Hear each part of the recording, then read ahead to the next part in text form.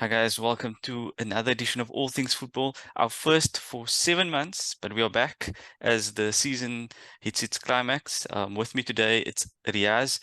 Riaz, how are you doing? How's the season been? Perhaps not so good for you, but how are you enjoying the football? I see you rubbing it in nice and early there, Wasim. It's been a terrible season for Manchester United. A season to forget, to be quite honest. Yeah, I can't wait for the season to just come to an end and hopefully we can reset. Obviously, this off season and transfer window is going to be vital for us.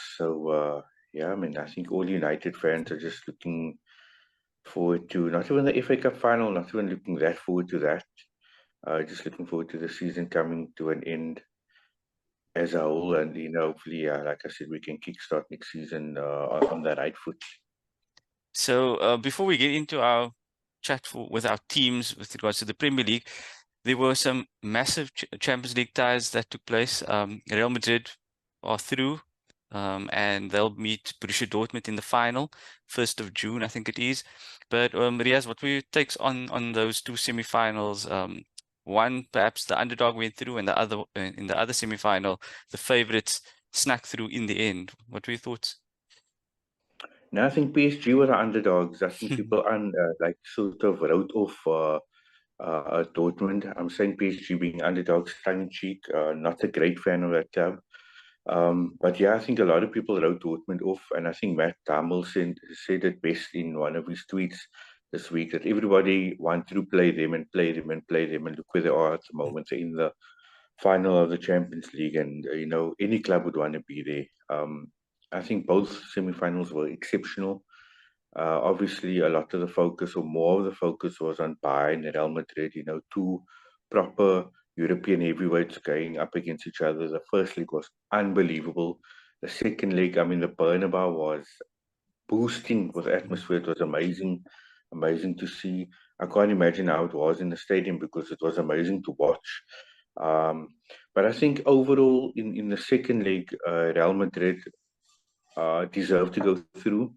Of course, we had that contentious, situation at the end of the game with the linesman's flag going straight up, and the time between the linesman's flag going up and the referee blowing basically being simultaneous. So that was cause for a little bit of controversy, but um, be that as it may, I thought Real Madrid were outstanding. They dominated the game. Vinicius Junior just went up levels in the second half. He was totally killing Kimmich down that left-hand side.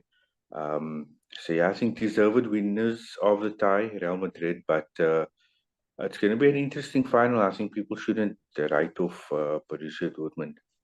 Yeah, I think so too, because if I looked at Dortmund, for example, they only lost about 2 games in the whole competition thus far, whereas PSG, if they snuck through, a lot of people saying yes, they were unlucky, they hit the post 3, 4 times, and they were really unlucky. But if you look at it, PSG lost 5 games in this Champions League alone, and so for them to have then been in the final, I think it would have been a bit of an injustice. So I'm glad, and I think the correct teams went through, Dortmund and Real Madrid. But funny because Hasselu, who was a complete failure at Newcastle, ends up being a Champions League semi-final hero with 2 late goals and at the age of 35. I mean, no one would have Yeah. predicted that. I think that's quite incredible. But what I think we can do is we can give the thoughts of our favorite Real Madrid fan, Sajid Ebrahim. He's got his thoughts on the semi-finals. Let's have a look at what he has to say. Hello, football fans. Today we're diving into one of the most electrifying semi-finals that I've watched in a long time between Real Madrid and Bayern Munich. What a fantastic game. And I want to talk a little bit about the players that made the difference and who stood out and who perhaps did not contribute as much as they should have. So if we look at the game itself, I think Real Madrid dominated over the 2 legs. I think Bayern Munich also played fair play to them. They also played very well over the 2 legs and fell just short, and they will definitely rue their missed chances. In terms of Real Madrid, the players that really stood out, Surprisingly for me was Vinicius Jr. He's a player that sometimes is inconsistent, but he showed that at the highest level he has come to the party, and kudos to him, one of the best players in the world right now, if not the best. He's definitely on the same stage as Kylian Mbappe and even Haaland. He should be, we should be talking about him now on the same stage. In terms of Jude Bellingham, I think he was a contender for the Ballon d'Or, but I think after this semi-finals, I think Vinicius Junior has once again wrestled it away from him, and I think that's a very interesting dynamic, and I think that's something that we must watch. So, in terms of Bayern Munich, I think Harry Kane will rule. The fact that his team has not made the final, but they played a fantastic semi-final and they missed out very, very narrowly. Congratulations to them for playing fantastic football, but there are no awards for them. And unlike Manchester City, who perhaps should have gotten the superior award, there's no award this time. And maybe it's the luck of Harry Kane. I don't know. Maybe it's the luck of Harry Kane. The fact that he played so well this season, scoring more than 40 goals, but unfortunately contributing nothing in terms of trophies to Bayern Munich. So it's just a bit of a disappointing moment for him. But fantastic play for Real Madrid. Well played to them. And I think it's going to be a fantastic final as well between Real Madrid and Borussia Dortmund. I think the overwhelming favourites are Real Madrid, but one should not forget that at this stage of the competition, anyone can have a chance to win. So good luck to both teams, and I'm looking forward to the final, and well done to Real Madrid, and better luck next time to Bayern Munich. I look forward to giving you guys an update again on the final. That's my take. Good luck and all the best, and enjoy the upcoming important games. Take care. So Riaz, let's switch our attention now from the Champions League to the Premier League. There are 3 rounds of fixtures to go in the next nine days, I think it is. Your thoughts on the title race first? It is still a title race given the fact that Arsenal are still top and Man City have a game in hand, so they can overtake them. What's your thoughts on that? Wow. I have to give a big sigh because it's tough to say as a United fan. I really could care less who wins the title, to be quite honest, because my club is never involved these days. But look, I think Arsenal have been. Look, I'm not a fan of Mikel Arteta. I'll say that up front. But I think he does deserve credit for the work he's done at Arsenal in the last 2 seasons. Of course, he's been backed by the Arsenal board very well. I think this season they've learned from the mistakes of last season, where they haven't petered off so early. They've stuck around. They're pushing City, and I think they've had a tremendous season. But we know Manchester City, and when it comes to the business end of the season, that's where they don't falter, they don't drop points, and we're seeing that at the moment as well. So it's still obviously in City's hands. Tomorrow they've got Fulham, so it's a massive tie. Arsenal fans are begging, pleading. I saw a friend of mine who's an Arsenal fan making dua that Arsenal actually lose. I'm sorry, that Manchester City actually lose or drop points, just to give Arsenal a bit of a gap to try and solidify top spot. But it's going to be tough for Arsenal. Man City have years of experience doing it. They do it when the pressure is at its highest, as it's showing now. So it's going to be very tough to see Arsenal win the league. But it's football, it's sport. Anything can happen. Stranger things have happened. And even if Arsenal do finish runners up, I think it's a worthy run that they've had, during the course of the season. So plaudits to them, and they obviously have to build going to next season again. But I don't know. I have a funny feeling that it's not completely done and dusted just yet. Yeah, I think so too. I think there's going to be 1 or 2 more twists. Arsenal could potentially lose a game or 2 still, or on the flip side, Man City could drop points away to Tottenham, for example. So anything could happen. So I think we can't take it for granted that City is going to win the league. Although I would also rate them as favourites. I think they've got no Champions League to distract them now. They are fully focused on the league. The FA Cup finals only after the league campaign finishes. So I think it's City's to lose, but we've seen teams drop points, especially at the end of the season. So it's not a foregone conclusion at all. And you know that Pep Guardiola coming up against Ange Postecoglou, they're going to take advantage of that high line that Spurs seem to continuously play. So it's going to be very interesting. There might still be a spanner in the works, but my money is still on City to win it. Although the United fan in me, like I said, couldn't really care less about who wins the title.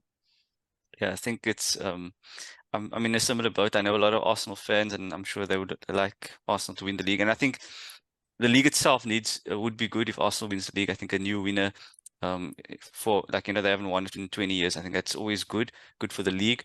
But I think Man City are the best team out there, so I think it would also be fair dues to them if they do win the league again. But I want to focus on is the battle for the European spots. Okay, Liverpool have confirmed they'll be back in the Champions League. Aston Villa probably will take fourth, and then Spurs will finish fifth. But the battle for sixth spot is actually quite open, and it involves Chelsea, Newcastle United, and Manchester United. With your tough fixture list, what is your take on Manchester United and the chances of finishing sixth? Yeah, I recall telling you that my gut feel says we won't finish sixth because I know just how inconsistent we are. And the air and the morale around the club is at an all-time low at the moment. We've got very tough fixtures. We play you guys, we play Arsenal, and we play Brighton. So it's going to be very difficult. I don't know, like I feel like teams pick us apart way too easily. We're so easy to play against. I feel like we're easy to set up against.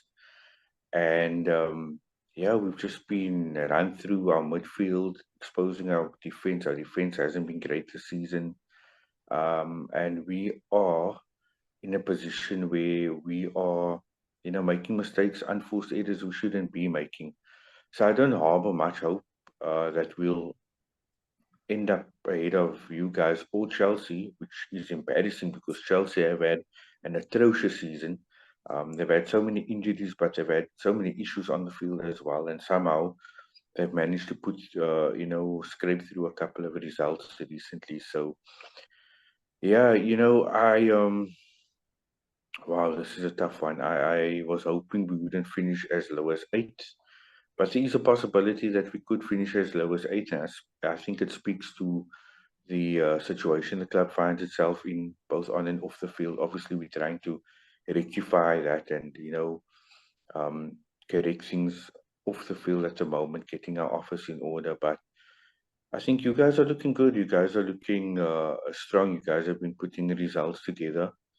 And apart from you guys playing us, I'm not too familiar with who else, We what your other two fixtures are going to we've be. got Brighton tomorrow Sure. at home, and we've got Brentford away as our other two fixtures. To be honest, you guys should be winning both those games. Because I think also, you guys have been very good up front recently. I mean, Isak's been fantastic. I've told you as well, offline, that I feel like you guys are going to have an uphill task trying to keep a hold of him. Same with Bruno Guimaraes. I think you're going to have a hell of a task trying to keep on to him. I think maybe you guys will keep onto him for another season. But further than that, who knows? But yeah, I think you guys are in pole position to finish sixth, perhaps Chelsea seventh, and then us. Brentford should be a victory for you guys. Yeah, with us, I just don't feel like we're showing too much resolve at the moment. There's not too much fight in the team. Um, Look, we could pull off a victory somewhere. I'm hoping we pull off a victory against Arsenal because Old Trafford is a place we die. So hopefully we can pull off a result against Arsenal, or get a draw and kind of hamper their pursuit for the title. But it's going to be tough, and like I said, I hope the season ends. Finishing eighth is not won't be great, but it speaks to a decade of mediocrity at the club and just mismanagement and so forth. So Yeah, where I do think you guys will finish sixth. where do you stand with regards to the Ten Hag situation? Are you in favor of him staying for another season, building from what he's done in the last two seasons, reaching two cup finals? Or are you of the opinion that he needs to go? He's really just not got this team organized at all, and there's no structure, and someone new needs to come in? So Wasim, this is the um, the hot topic of discussion in my Manchester United groups every single day. There's a Ten Hag out crew and there's a Ten Hag in crew. So I'll say this. I think before Ten Hag was even linked to Manchester United, I recall myself and there's one other friend that I have where we were calling for Ten Hag to come to Old Trafford, obviously on the basis of what he was doing at Ajax and the way they were playing and so on. And I think because of my loyalty in wanting that, I want him to stay and I want him to get it right. But also, you need to call things as you see it. And this season, despite our injuries, we've shown that we've got zero ability to adapt to situations. We've shown that we've got ability to work around injuries within our squad. And look, I pity Ten Hag a bit because, I mean, in the off season, he wanted to get rid of Maguire and McTominay and bring in fresh faces and that didn't materialize. So as long as we have issues off the field where recruitment is concerned, as long as we're not getting rid of players at the correct time, as long as we're not replacing players as we need to, and as long as we are overpaying for players like we did in the Anthony situation, we are always going to have these issues. And it's always going to be issues that's far bigger than any manager can come and resolve. So, just unlike the Anthony situation, I mean, we could have got him for just shy of 40 million. And we decided to walk away from that deal. And then we came back and spent like what, 85 million on Anthony. And he's got good work ethic on the pitch, but for a player of, when you invest that much money in a player, you expect a much, much greater return, and we've not gotten a return. Um, I often say, and I think that football focuses too much on stats nowadays with goals and assist contribution, because sometimes that can't be, sometimes a player's contribution can't be measured in goals and assists only. But if you look at Anthony, if you look at him with a naked eye and you look at his, I mean, let's not even talk about his goals and assist contribution because there isn't much to talk about in the first place. Look, it leaves a lot to be desired to the point that many people feel that even if we got him for 40 million, that might have been too much as well. So on one hand, I've got like this bit of loyalty towards Ten Hag because I was someone who wanted him to come in, but his command of the media isn't great. I think he sells himself short sometimes because I don't think his English is that great. And a lot of people criticize him for his personality and, not having enough charisma when dealing with the media and so on. And there's been a lot of inconsistencies in his decision making, in the fact that he disciplines some players and not other players. So yeah, but in my heart of hearts, I want him to succeed. Um, I want him to get another season with the backing of the Ineos train, and obviously they've got a lot to live up to because they've been speaking a lot and they've been saying a lot, so they've got a lot of work to do. But if he does get the sack, I'll understand why, basically. But yeah, I think from my standpoint, I'd like to see him get one more season, and it's going to be tough because we need to do exceptionally well next season. Then he needs to start like a house on fire, and if he doesn't, then it could be curtains. Yeah, So I yeah, think that's my stance on it. my take on Ten Hag, I think, is if I look at various teams, you can sort of see the identity very quickly. Look at Liverpool, the press under Klopp Yeah, was quite obvious for everyone, and it changed the way a lot of teams perceive Liverpool. Then I look at what Eddie Howe has done with Newcastle. We've also, tried to press teams and play on the front foot, which has also, you can identify that is our style of play. But if I look at and then Crystal Palace, for example, on Monday night, they've been completely different under the new manager, and you can see what yeah, they're trying to do. The wing backs are pushing up high, and they're trying to win the ball early, and get those um, turnovers and press teams and great chances from that, which they scored one of the goals from, incidentally. But with United, Ten Hag's been there now 2 seasons, and I don't see an identity. I still don't know, what are they trying to do? Are they trying to play out from the back? Are they playing, Yeah. with what is the goal? And for example, they brought in Mason Mount. I've not seen what he was brought into the club to do, because is he part of a midfield three? He's never done well in that position. So I feel like there's no identity, and I feel you need to cut yourself loose from that now. With regards to Ten Hag. Yeah, I think it was Mason Mount. I think it was Mason Mount. The unfortunate thing is, look, he's been injured for majority of the season. I think that's been our problem with majority of our squad. You know, so for a new player coming in, settling in is never going to be easy when you are injured. And then a part of me, like, I wasn't too happy about us going for Mason Mount. I couldn't see the reasoning behind it. And then Chelsea basically finessed us to the bank with 60 million. And he's been out so much this season that we might as well have waited for him to be available on a free. So earlier when I mentioned the mismanagement of the club, and the club just having no vision on how to carry things forward, this is exactly what I'm talking about. So yeah, I mean, 60 million for Mason Mount is, wow, it's a crazy amount of money, and he's not been available, so it's been tough. I agree with what you say. Like, there's no style of play. Look, one thing I will say I admire about, like, Real Madrid, you never hear their fan base or murmurs coming out of Madrid, where it's like, oh, we need a keeper who can play from the back, or we need to play this set style or this set style. What I like about them is they play the match situation. They change things up according to the match situation. Um, they have a never die attitude. They never beaten. They're extremely hard to beat. More often than not, you're not even going to get a draw against them.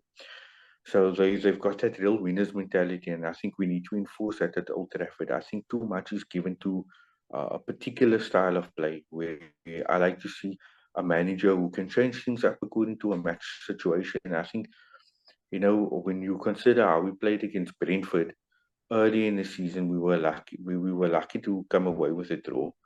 Um, we got bullied that night. So this like a soft underbelly at Manchester United at the moment. We're not playing great football. Technically, we're not great. We're not great on the counter attack. We physically we can be dominated. I mean, teams are running rings around us through our midfield, getting to our defense. We face about 15 to 20 shots on average every single game, no matter the opposition, and that's a big cause of concern. There's no solidity in the back line or in the way that we defend, and so on. And we lack focus and concentration. I mean, look at that semi against Coventry. People were bashing Ten Hag for his substitutions, but I feel if you can't depend on, starting 11 when you're leading 3-0 already, then, question marks has to be put forward to the players, because I mean that's a comfortable situation to manage, and we didn't manage it, and we were lucky to come away with a victory and not embarrass ourselves. So there's so many issues at the club at the moment. On the pitch, it's there for everyone to see. Our fan base, opposition fans can see it. So yeah, I'm sure you're licking your lips at the prospect of playing us, because it's going to be a very enticing game for you guys, and maybe Andres Issa can increase his goal tally against us as well. That would really be nice. I think generally I always fear going to Old Trafford. We've got a horrendous record there. So I will still be cautious, but I think this is a very good chance that we'll have of actually trying to get a result at Old Trafford. So be that as it may, I think I just want to touch on Chelsea before we conclude. What's your take on Chelsea? Because I think Chelsea, over the last month or two, they've started to really gain some momentum. He's picked a more consistent team, and I think they are starting to see the fruits of the labor. So what's your take on Chelsea? Because they could sneak in. They're already 7th at the moment, despite all the trouble they've had this season. Are they on the right track? Because I believe they are, but what's your take on them? Yeah, I think it's true what you said. I mean, the last maybe just over a month or so, they've really strung results together, and it's shown in the fact that they could finish as high as 6th. And I mean, 2-3 months ago, we wouldn't have thought Chelsea would be this high up in the table. I mean, they were languishing in 10th for God knows how long. It seemed like they were cemented to that spot. So yeah, credit to Chelsea and to Pochettino. I like to rile up Chelsea fans by saying, Pochettino needs to stay and so on. Look, whether they will learn from their mistakes with all the changes they've made and the signings they've made. Obviously, football in real life, it's not Football Manager, not playing FIFA. New players need to gel to their surroundings, and I think next season is going to be, I don't know, it's going to be telling for them as well because they've signed so many players with the eye on signing them for the future. And like we've both said, they've put some results together. So maybe it bodes well for them going into the next season. Time will tell. But the funny thing is, I actually read something where since Enzo Fernandez has been injured, they've started putting these results together. So read into that what you want. But yeah, they've shown a bit more consistency now. And obviously, we can't talk Chelsea without talking the contribution of Cole Palmer and what an outstanding season he's had. Uh, so yeah, I think Poch has recognized how important he is, and they've sort of built the side around him. So I still feel you'll put Chelsea to 6. Chelsea will probably finish ahead of us, which will be tough for me to swallow.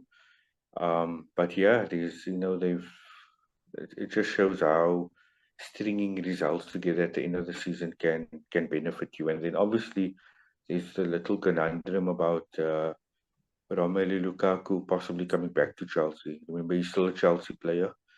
So how he fits in, if he fits in, or if they decide to sell him, is going to be interesting to see going forward. Yeah, I think I agree with you. There's lots of decisions to be made at Chelsea, but it's I think good decisions also because they've because they're ending the season so well. I think they can think more favorably of certain players and perhaps not need to go into the market as much as they have done in the past. So I think that bodes well for them. But yeah, my prediction is also hopefully that Newcastle finish 6th, Chelsea 7th, and United 8th. But then obviously United have the FA Cup final as another means of trying to get the European spot. And if they can somehow win, and they've always performed well in the bigger games this season. I feel they've drawn with Liverpool, beat them in the FA Cup. They played really well at the Emirates, for example. So I think they could potentially pull a surprise against Man City and really just give them a good game. So you never know. It's a free, should I say, because no one's expecting you to win. So Yeah. it's going to be that's also going to be an interesting game, and we can perhaps do a preview to that FA Cup final closer to the time. But Riaz, I want to thank you for your time. If you are watching, please give us a like and a subscribe on YouTube, and share your comments on YouTube as well, so that we can interact with you. But Riaz, thanks for your time. Hopefully, we do something soon again. Yeah, I'm sure we'll do something soon again, Wasim. Just on the FA Cup final, real quick, to conclude. Um, Look, nobody's giving us a hope of winning. So hopefully we can pull a rabbit out of the hat over there and defeat Man City. But yeah, the season needs to come to an end very soon. And thanks for having me on again. And we'll definitely talk again very soon. Thank you.